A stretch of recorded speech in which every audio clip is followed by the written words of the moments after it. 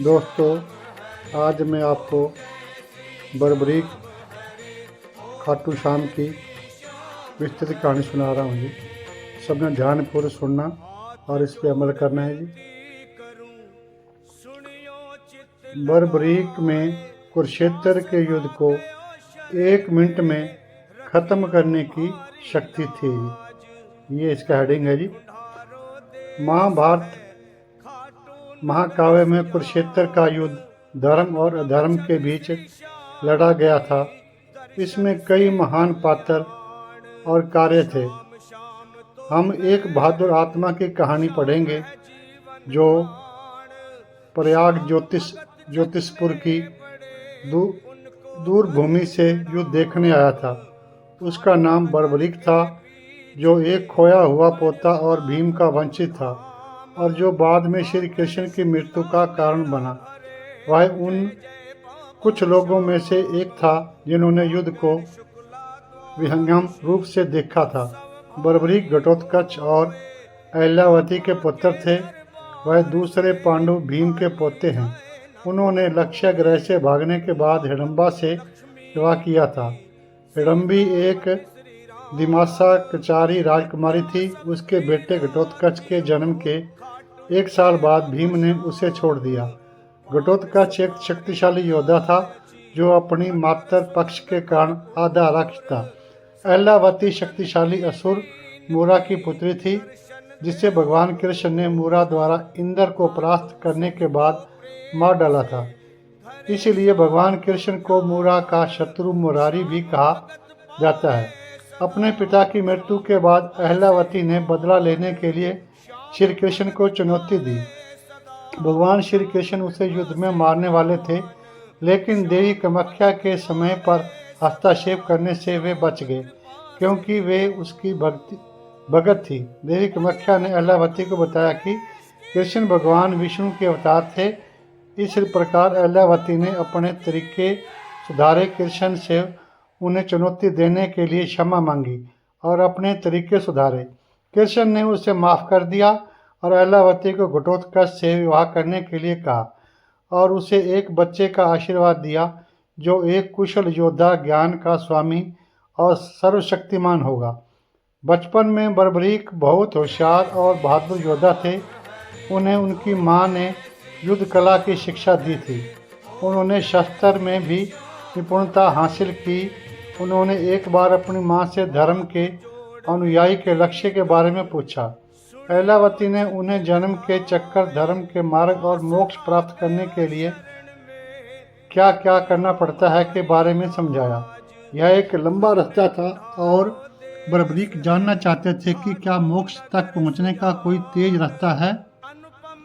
उन्होंने उत्तर दिया कि यदि कोई स्वयं नारायण द्वारा मारा जाता है तो वह जीवन के चक्कर से मुक्त हो जाता है और स्वयं भगवान का हिस्सा हो जाता है। बर्बरीक ने वासुदेव कृष्ण द्वारा खुद को मारने का मन बना लिया, लेकिन उसे वासुदेव कृष्ण को उसे मारने के लिए, उकसाने के लिए कुछ कार्रवाई करनी थी, जैसे उसके नाना ने की थी। बर्बरीक ने तपस्या की और भगवान अष्टदेव ने उन्हें 3 अचूक बाण दिए।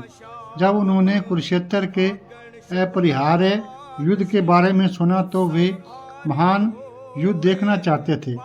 यह कौरव और पांडव के बीच युद्ध था। युद्ध से बचने के सभी विकल्प समाप्त हो चुके थे।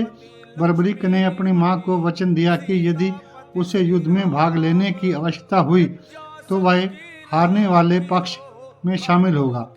वह अपना धनुष और 3 बाण लेकर युद्ध के लिए निकल पड़ा। युद्ध परिहार्य था और महान सेनाएं और योद्धा युद्ध के लिए तैयार हो रहे थे। भगवान कृष्ण दोनों पक्षों के सभी महान योद्धाओं के पास गए और पूछा कि वे युद्ध को स्वयं समाप्त करने में कितने दिन लगेंगे। भीष्म ने कहा कि उन्हें 20 दिन लगेंगे। द्रोण ने कहा कि उन्हें 25 दिन लगेंगे।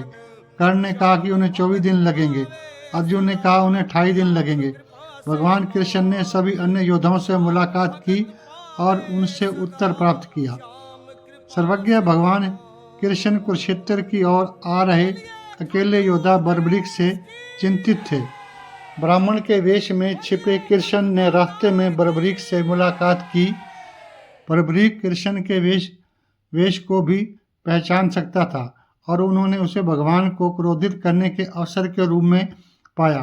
ब्राह्मण ने पूछा कि वह अकेले और बिना सेना के क्यों यात्रा कर रहा है। बर्बरीक ने उत्तर दिया कि वह महान युद्ध देखने आया था और परिणाम के लिए वह अकेला ही पर्याप्त है और उसे सेना की आवश्यकता नहीं है। ब्राह्मण ने पूछा कि युद्ध को अकेले समाप्त करने में उसे कितने दिन लगेंगे। बर्बरीक ने उत्तर दिया कि वह इसे 1 मिनट में समाप्त कर सकता है। तब ब्राह्मण ने बर्बरीक से पूछा कि वह अपने शस्त्रागार में केवल 3 बाणों के साथ महान युद्ध को कैसे समाप्त करेगा। बर्बरीक ने उत्तर दिया कि युद्ध में उसके सभी विरोधियों को नष्ट करने के लिए एक ही बाण पर्याप्त था और फिर वह उसके तरकश में वापस आ जाएगा। उन्होंने कहा कि पहला बाण उन सभी चीज़ों को चिन्हित करने के लिए उपयोग किया जाता है जिन्हें वह पहचानना चाहता है। उसके काम के बाद सभी तीर उसके तरकश में वापस आ जाएंगे। ब्राह्मण ने उनसे पूछा कि वह उसकी ताकत की जांच करना चाहता है, जिसके लिए बर्बरीक ने तुरंत सहमति व्यक्त की। ब्राह्मण ने उसे एक पीपल के पेड़ की ओर इशारा किया और पूछा कि क्या वह एक तीर से पेड़ के सभी पत्तों को चिन्हित कर सकता है। बर्बरीक ने चुनौती स्वीकार कर ली, अपने तर्क से एक तीर निकाला और एक मंत्र का जाप करने के लिए अपनी आंखें बंद कर ली। ब्राह्मण ने चुपचाप पेड़ से एक पत्ता तोड़ा और उसे अपने पैर के नीचे छिपा लिया। जब बर्बरीक ने अपना तीर छोड़ा तो उसने पेड़ के सभी पत्तों को चिन्हित किया और अंततः ब्राह्मण के पैर के चारों ओर मंडराने लगा। ब्राह्मण ने बर्बरीक से पूछा कि तीर उसके पैर के ऊपर क्यों मंडरा रहा है। बर्बरीक ने उत्तर दिया कि उसके पैर के नीचे एक पत्ता होना चाहिए और तीर उसके पैर को निशाना बनाकर उस पत्ते को चिन्हित कर रहा था जो नीचे छिपा हुआ है। ब्राह्मण ने अपना पैर उठाया और जो पत्ता उसने छुपाया था उस पर निशान लग गया था।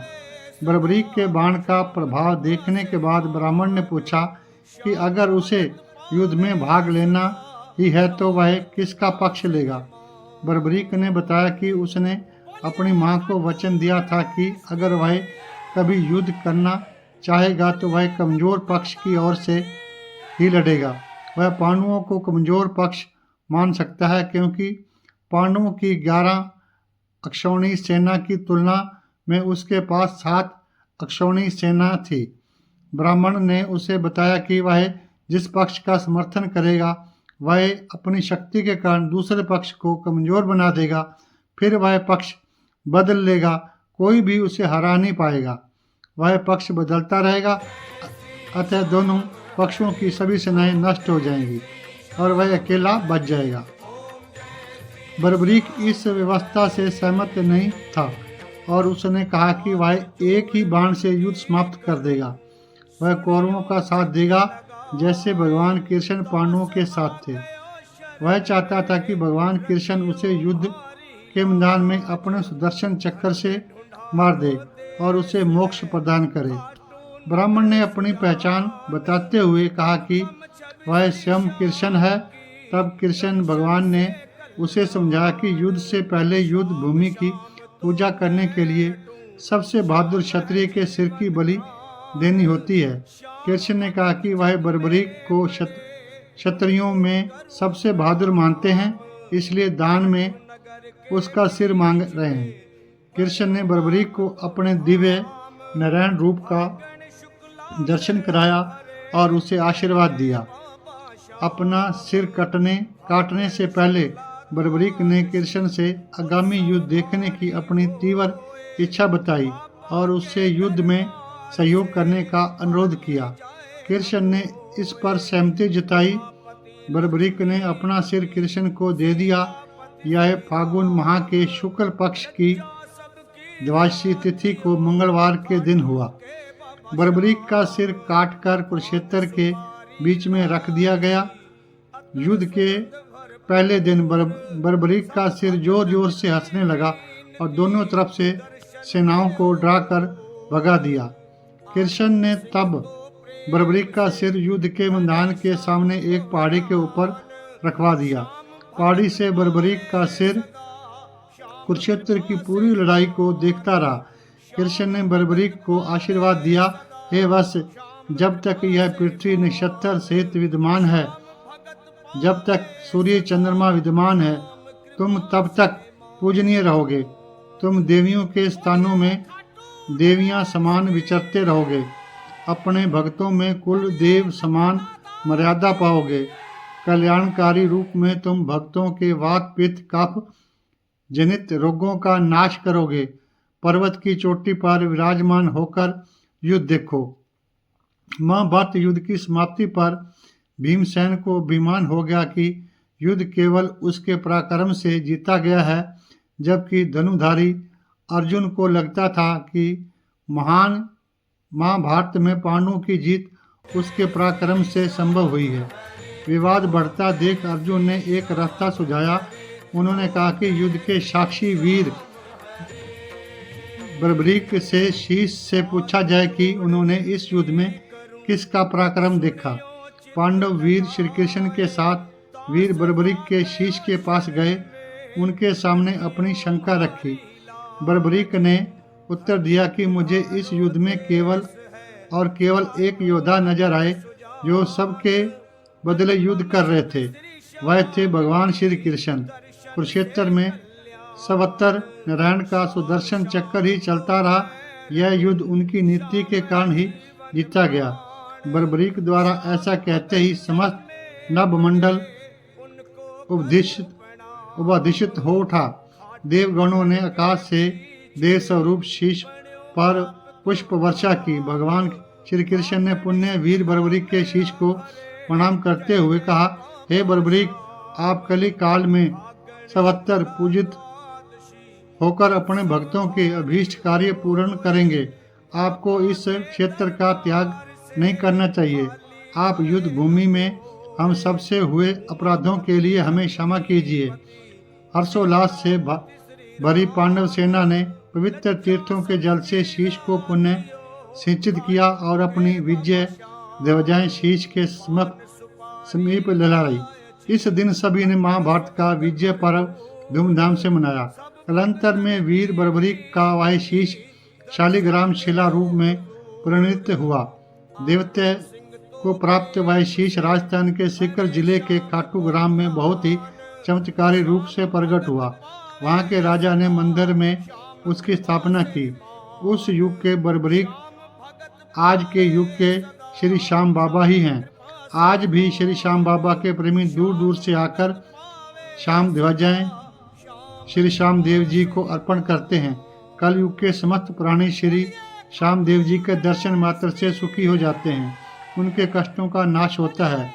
यदि यह वीडियो आपको अच्छी लगी हो तो कृपया लाइक करें और इस प्रकार की और वीडियो देखने के लिए चैनल को सब्सक्राइब करना न भूलें।